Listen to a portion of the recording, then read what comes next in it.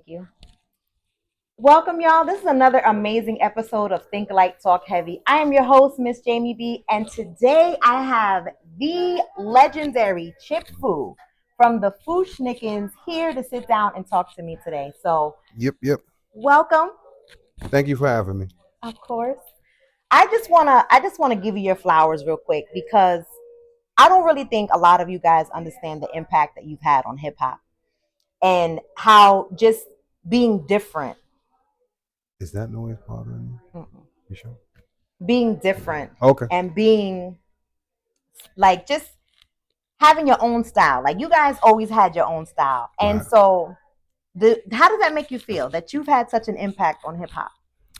It's crazy sometimes because when people say it to me, I'm like, oh, so I really had an impact. Because you gotta look at it from a different point of view. When you're sitting in your kitchen scribbling, you want to make sure that whatever it is that you're writing, you impact yourself first. Like, yo, I believe that this is incredible. But then once leaving your kitchen to recording and then, touring around the world and people are singing your choruses and your verses, then that's when you know that, the impact is real. So I'm super appreciative that God placed us in that particular time of hip hop to actually do what we've done for hip hop and to actually have our brick in the wall of hip hop. Yeah. That's Yeah. I mean, I had the amazing opportunity to see you guys perform in Harlem at one of the 5 for 5 Right. and y'all tore it down, but to see so many people just rocking like Hmm. it was still the 90s was so beautiful to see. And even today, as you guys tour and you do the what you do, how does that make you feel that even today, 30 years later, people are still like it's still the 90s? How does that make you feel? Weird sometimes. I think it's a beautiful thing to be able to transcend uh generations and to continue and to know that as the music is aging well. Mm-hmm. I think that's a beautiful thing. I mean, even with my students, running up on me and saying, "Yo, I heard this record," and I was like, "Yo, that's dope." You know what I mean? And I'm sitting there going, "Word," what, and understanding that it still touches them like how it would touch somebody from in the '90s. I think that's I gotta thank God for that. Bottom line, I gotta Amen. thank God for that because there's a lot of people, whose records I still like that haven't transcended, Mm. through generations. And I'm Mm-hmm. like, well, I like this record, and some people are like, nah, and I'm like, no, this is a big record. To us, that was a big record. You Yeah. know what I mean? Growing Yeah. up, so yeah, I'm thankful, super thankful for that. So when did you know that hip hop was what you wanted to do? And at what point did you fall in love with it and knew that this was it for you? My dad, he was like, you need to go outside and play with the other kids and go and play sports. And I was like, yeah, I don't like none of this sports stuff. So um I just stayed upstairs in my room just writing. And my brother um came home with a tape one day and he played it. And I was like, who's that? And I think the guy's name on the tape was Eddie Chiba. And he was playing it and I was listening. And I was like, I don't know what he's doing, but it sounds pretty dope. So I think at that time is when I was like, well, let me try this stuff out and see. And then I heard the weirdest story. UTFO lived around the corner from me. Wow. And educated rapper, actually, they were known as the Jamalot crew. And they played for my brother's 16th birthday party in Brooklyn. I actually was there, and while they were playing, I asked Educated Rap. I said, "Yo, I want to do this little rhyme for my brother's birthday," and he allowed me to. And after that happened, he told my brother, he was like, "Yo, watch out for Shorty. Shorty is nice." You know what I mean? And years later, when I was in junior high school, my brother brought home a record and said, "Who's this on the record?" And I was able to point out, you know, all the guys that lived on 55th between Church and Snyder, and I lived on 56. So I'm Wow. looking at educated rapper like, yo, I know him. You know what I'm saying? Like I grew up in the neighborhood with him. So I think that that's what did it for me. And Nice. I was like, yeah, we're next, you know. Yeah. So do That you was feel it. like you found your purpose early? Do you feel like you were walking in your purpose doing what you do for hip hop? I think yeah. And then there's sometimes when I say that I wish I could have conversations with myself to be like, you know, if I was if I was to do it over again, I would try to at least change a few components of what we did and to be more purposeful. You know what I mean? Be mindful and just slow down and Mm, just look at everything because everything moved so fast because of what was happening, yeah. the birth, the growth, everything in the different groups. And I'm sitting there going, you know, just staying in the creative headspace, you know, when it came to records, but I don't think I was really taking enough time to look around me at the time Hmm. because it was always house, car, show, travel, back to hotel. And then when I sit down and I think about it, I'm just like, you know, something, I've been all over the world, but I never really walked those blocks to be like, okay, so this is what Italy looks To like. enjoy You know what it. I'm saying? So that's what, you know, yeah.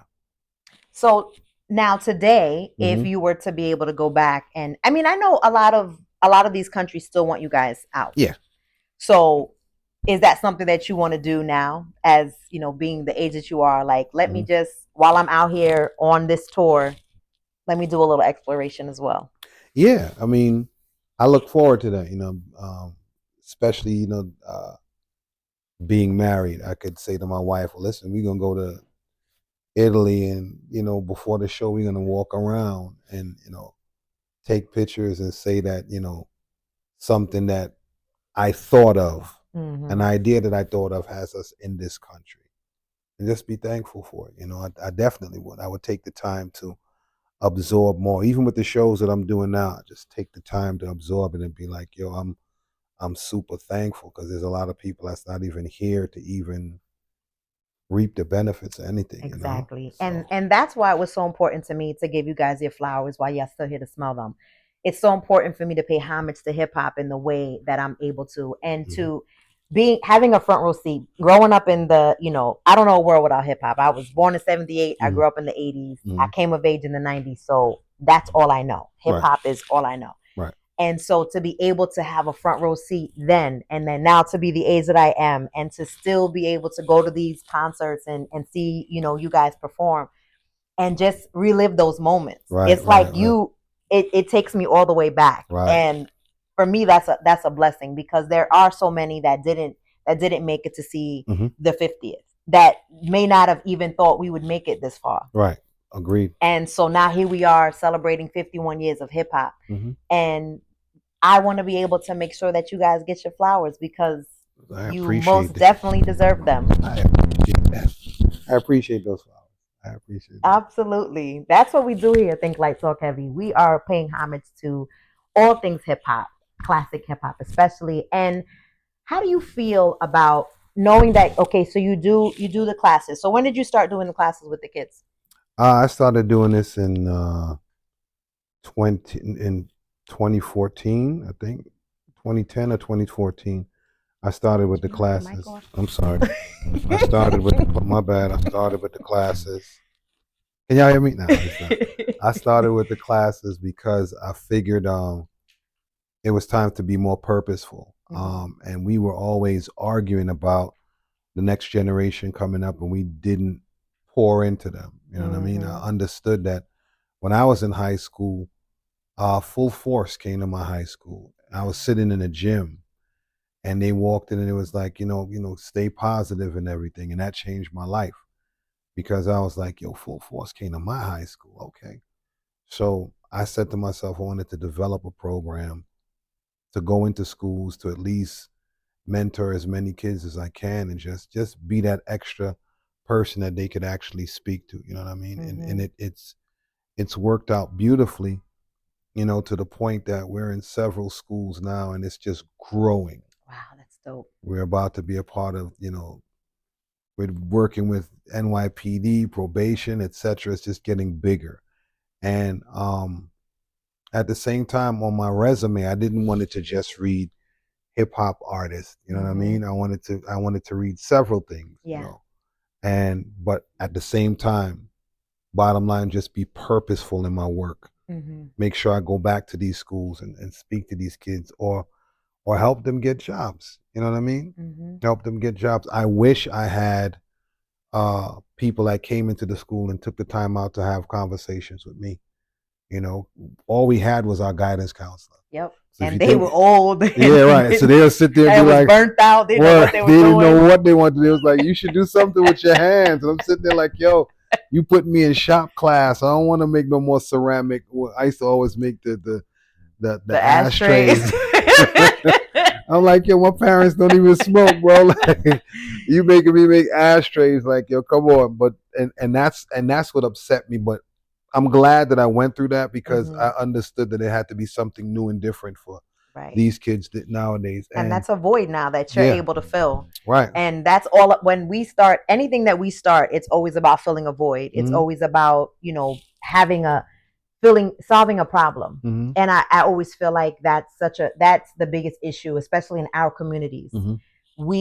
They don't see that enough. They don't see Right. enough mentorship. They don't see Mhm. enough people that look like them, that Exactly. have been successful, that have made it, to come back, to reach back and say, hey, let me help you with this. Right. If you look at the energy that was in this room, the kids didn't even want to leave. Yeah. You know what I mean? It was Because dope. it was something new for them to see. And I know that when I go back to class and they talk to me about how their day went, it's incredible. I mean, they're from all walks of life and no one really knows what's going on the home front for them. So Mm-hmm. this was more so like super exciting. You know what I Yeah. mean? So to just see their face lit up and for them to be like, yo, thank you. I got to speak to somebody that, pointed me in the right direction, and I was able to bounce ideas off of Keisha. Big up to Keisha in Hip Hop Closet for allowing the students to come down there and just pick her brain, man. So Mhm.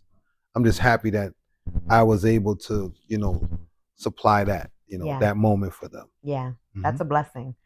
Well, and thank you for doing this for me, because this was super impromptu. Mm-hmm. So I'm so glad that we were able to have this, this short conversation, Right. because it's, any opportunity that I get, I try to seize it. Mm-hmm. So I appreciate you for being able to, just take the time out to talk to me. And Nah, we good. I know we were trying to do this for a minute. we definitely were. And We I definitely just were. always was reading it saying, okay, cool.